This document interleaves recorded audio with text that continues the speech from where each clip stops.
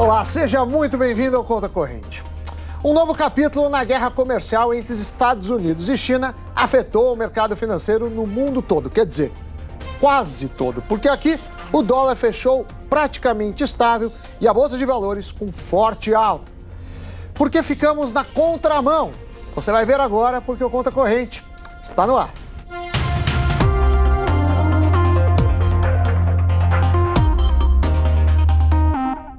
Olá, boa noite.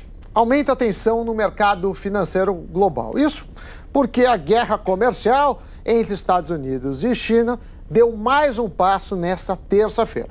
Só para lembrar, na semana passada, o presidente americano Donald Trump disse que ia tarifar os produtos chineses em 25%, totalizando mais ou menos 50 bilhões de dólares. Aí, Pequim replicou e disse que faria o mesmo, e escalando aí o montante dessa guerra comercial para 100 bilhões de dólares. Hoje, o Donald Trump ameaçou sobretaxar mais produtos, atingindo 450 bilhões de dólares em importações chinesas. E as principais bolsas do mundo refletiram essa notícia. Atenção, dá para ver. Estados Unidos, queda de 1,15% no principal índice, que é o Dow Jones. Isso é uma maior queda do mês.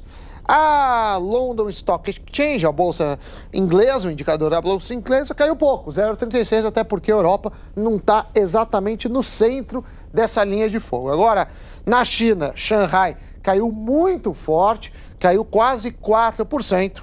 E Hong Kong, que também pertence à República da China, né, caiu quase 3%. Na contramão, o Ibovespa por aqui, positivo, alta de 2,26%, uma forte alta. E para os analistas, a explicação é o seguinte: as ações de banco e Petrobras foram bem.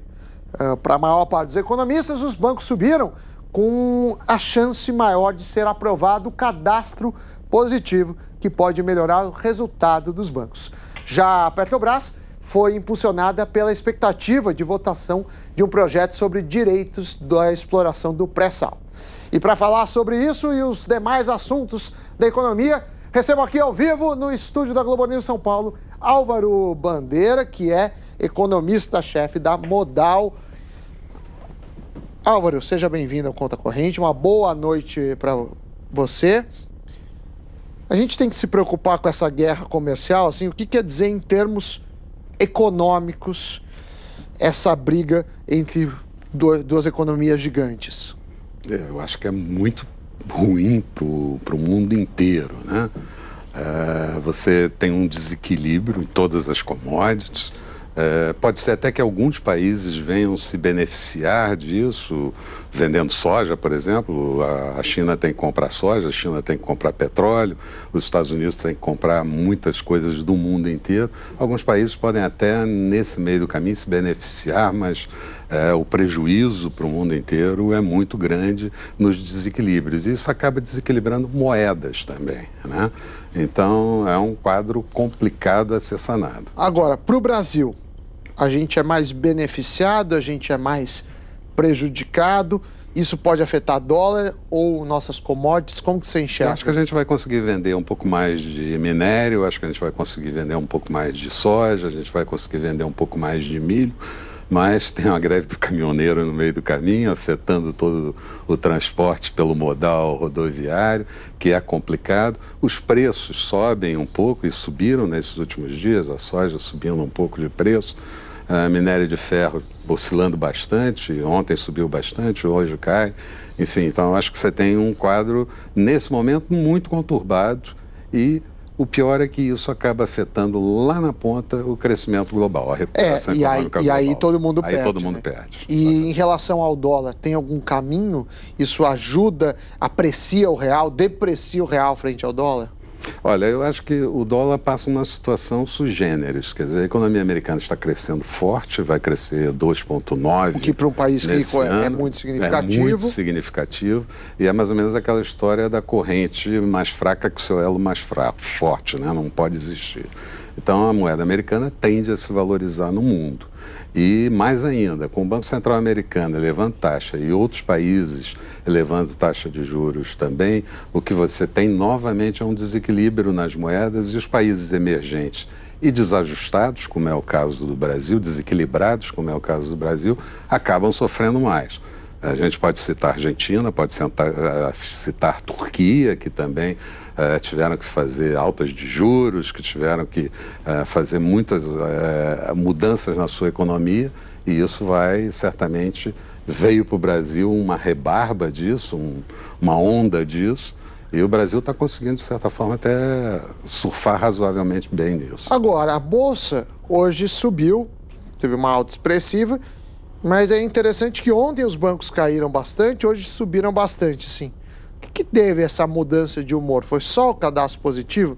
Me parece uma alta muito forte para só uma notícia. Essa foi a explicação dos analistas. Olha só, a gente vem de 87 mil para 69 mil pontos do índice Bovespa, né? Nesse meio do caminho, ações como Petrobras, Bradesco, Itaú, Vale, Vale nem tanto, mas essas três que eu citei primeiro, todas elas caíram muito. Você vem de um vencimento de índice futuro e você vem de um vencimento de opções que ocorreu ontem, né? Hoje, esse movimento começou com os ADRs lá fora de bancos, exatamente por conta... O ADR, só explicando para as pessoas, é as ações brasileiras negociadas no mercado americano. E começou esse movimento lá, trouxe para cá e acabou contaminando, no sentido positivo, todo o mercado.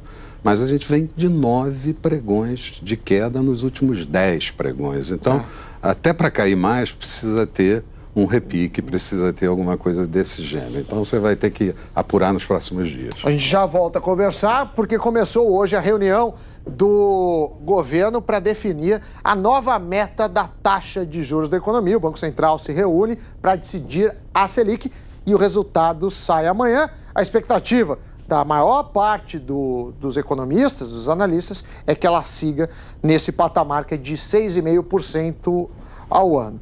Mas alguns indicadores econômicos que estão sempre no radar do Banco Central sinalizam que o aumento dos juros não está descartado, e eu vou mostrar por quê. Olha só, o dólar, a gente começou o ano a 13,31, aí ele foi indo, tranquilo, subiu um pouquinho, mas aqui, mais ou menos na metade de março, disparou e não parou mais, bateu 3,68, hoje está 3,74, essa parte mais íngreme é por conta da greve dos caminhoneiros. O fato é que o dólar acumula aí uma alta muito grande e começa a pressionar inflação.